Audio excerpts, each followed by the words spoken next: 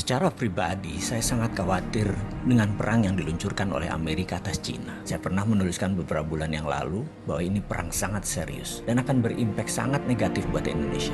Benar loh, dan menurut saya kita belum melakukan antisipasi apapun. Jangan menganggap saya ini lebay. Tapi apa yang terjadi kalau efek perang dagang ini memukul Amerika?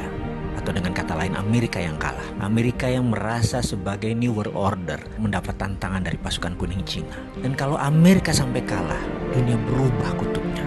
Bergeser centrum of gravitatis kalau bahasa intelijennya. Dan kita bisa lihat apa yang terjadi jika nanti benar ramalan saya ini terjadi. Kita semua tahu menjadi penguasa dunia itu sangat menguntungkan, baik secara ekonomi, apalagi secara politik. Amerika sudah menikmati 70 tahun hingga saat ini, dan sekarang mendapat tantangan dari negara Cina. Mungkin saat ini kekuasaan Amerika tinggal 50% pengaruhnya terhadap dunia. Ada yang menganalisa mungkin lebih kecil, alias Amerika jadi negara sunset, dan Amerika tahu itu.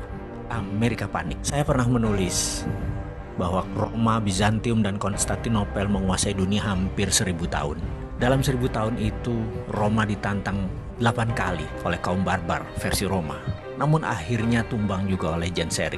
Ini tidak usah saya ceritakan kali ini, tapi saya tulis lengkap di buku hitam. Jangan pernah berkata saya tidak pernah memperingati Anda. Kita balik ke cerita tentang Amerika dan perang dagang dengan Cina.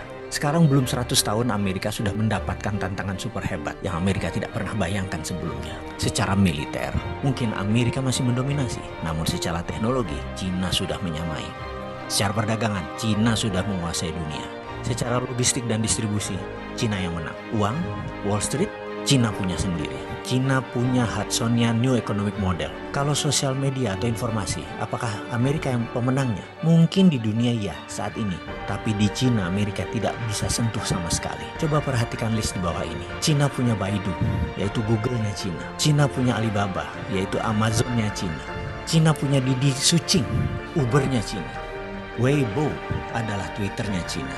Renren adalah Facebook-nya Cina. WeChat adalah WA-nya Cina. Youku adalah YouTube-nya Cina. QQ adalah Gmail-nya Cina. Dia sudah lengkap untuk mengantisipasi semua hal yang Amerika unggul kesannya secara teknologi atau sosial media. Bahkan ketika perang teknologi dilancarkan oleh Trump, setelah 5 kali serang Cina dengan tarif barang Cina dinaikkan 25%. Kemudian Trump melarang Android untuk dipakai Huawei. Apa yang terjadi? Ternyata Huawei sudah punya platform OS sendiri yang bernama Hongmeng OS, sehingga tidak terlalu berpengaruh. Amerika kecele berat di situ. Huawei chipnya ternyata 50% sudah buatan sendiri. Dan 5G tidak pakai platform ZTE yang Amerika punya. Di sisi bisnis, Huawei sudah dipakai sebagai platform operator telekomunikasi di 100 negara di dunia ini yang membuat Huawei tetap beroperasi sebagai penyedia alat telekomunikasi dunia. Bayangkan ketika 100 negara tersebut memakai 5G tahun depan ya, apa yang terjadi dengan Amerika? Amerika bisa hilang, Amerika bisa menjadi negara mediocre. Dan itu dimulai tahun depan, tahun 2020.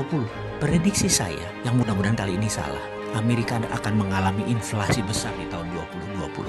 Di sisi lain, tahun itu juga tahun politik di Amerika. Trump pasti habis-habisan akan berjuang untuk jabatan kedua kalinya yang akan membuatnya semakin tidak terkendali memblok barang-barang Cina, yang akan membuat harga retail di Amerika naik 25% karena ketergantungan akan produk Cina di Amerika sudah lebih dari 40%.